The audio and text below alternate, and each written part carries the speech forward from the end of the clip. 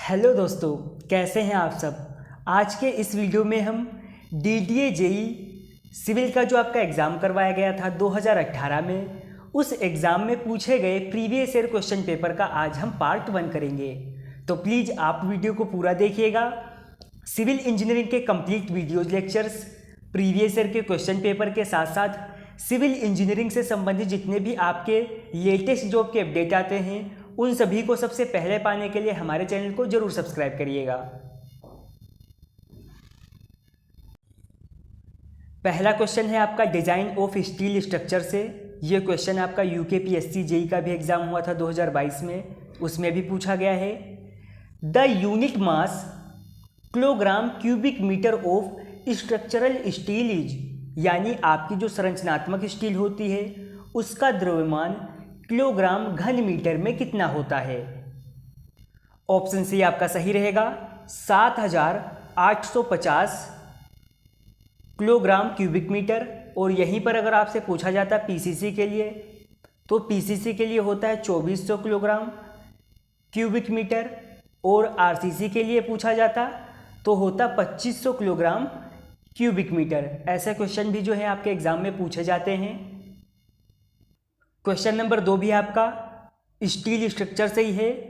As per IS 456 lap splice shall not be used for bar with diameter greater than. Question में आपसे पूछा है कि आपका जो IS कोड है IS 456, उसके अनुसार जो आपकी लेप स्प्लाइस होती हैं उनका यूज किससे अधिक व्यास वाली बार के लिए नहीं किया जाना चाहिए। ऑप्शंस आपको दे रखे हैं 30 mm, 32 mm, 34 mm या फिर 36 mm। ऑप्शन बी आपका सही रहेगा, 32 mm। As per new amendment, इससे पहले जो था वो था 36 mm।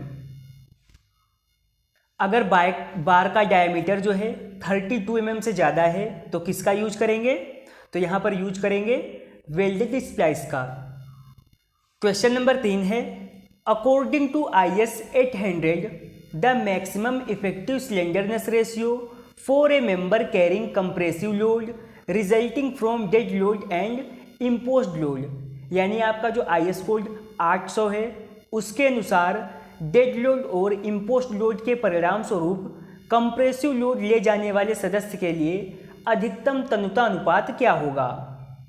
तो ये होगा 180। ऑप्शन सी आपका सही रहेगा। क्वेश्चन नंबर 4 है, the slump of concrete used for hand place payment construction is recommended by the Indian standard. Question में आपसे पूछा है भारत मानक के अनुसार हाथ से बिछाए जाने वाले कंक्रीट का यूज करने के लिए कंक्रीट का जो स्लम्प मान रहेगा वो कितने की सिफारिश की जाती है। ऑप्शंस आपको दिए हैं 25 mm से लेकर 75 mm तक, 50 mm से लेकर 100 mm तक, 25 mm तक या फिर 150 mm तक। तो IS के अनुसार हैंड प्लेस्ड पेमेंट कंस्ट्रक्शन के लिए जो है स्लम्प वैल्यू का जो है मान रिकमेंड किया गया है 25 mm से लेकर 75 mm तक। ऑप्शन ए आपका सही रहेगा। क्वेश्चन नंबर 5 है, the number of zones in India for classify allowable moisture content for building timber as per Indian standard are. पूछा है भारतीय मानक के अनुसार जो इमारती लकड़ी होती है उसके निर्माण के लिए स्वीकार्य नमी सामग्री को वर्गीकृत करने के लिए भारत में क्षेत्रों की संख्या कितनी है। तो भारत में क्षेत्रों की संख्या है 4। ऑप्शन सी आपका सही रहेगा। नेक्स्ट क्वेश्चन है आपका सॉइल मैकेनिक्स से, spring analogy in soil mechanics is used for explaining which of the following phenomena. पूछा है मृदा यांत्रिकी में स्प्रिंग एनालॉजी का यूज निम्नलिखित में से किस घटना को समझाने के लिए किया जाता है। कंपैक्शन को, यानी जो कुटाई संघनन करते हैं, ड्रेनेज के लिए, इलास्टिसिटी के लिए या फिर कंसोलिडेशन के लिए। तो मृदा यांत्रिकी में जो स्प्रिंग एनालॉजी है तो ये यूज करते हैं कंसोलिडेशन के लिए। ऑप्शन डी आपका सही रहेगा।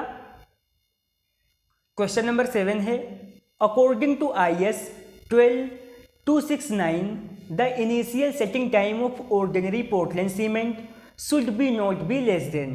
भारतीय मानक के अनुसार जो आपकी साधारण पोर्टलैंड सीमेंट होती है उसका प्रारंभिक जमाव किससे कम नहीं होना चाहिए, ये तो आप सबको पता है 30 मिनट। अगर बात की जाती फाइनल सेटिंग टाइम की तो रहता आपका 10 घंटे। नेक्स्ट क्वेश्चन है, the flash point temperature degree Celsius of paving grade of bitumen as per the Indian standard. यानी भारतीय मानक के अनुसार जो बिटुमिन होता है उसके पेविंग ग्रेड का फ्लैश पॉइंट कितना होता है। तो इसका जो पेविंग ग्रेड है उसका फ्लैश पॉइंट होता है 220 डिग्री सेल्सियस। ऑप्शन ए आपका सही रहेगा।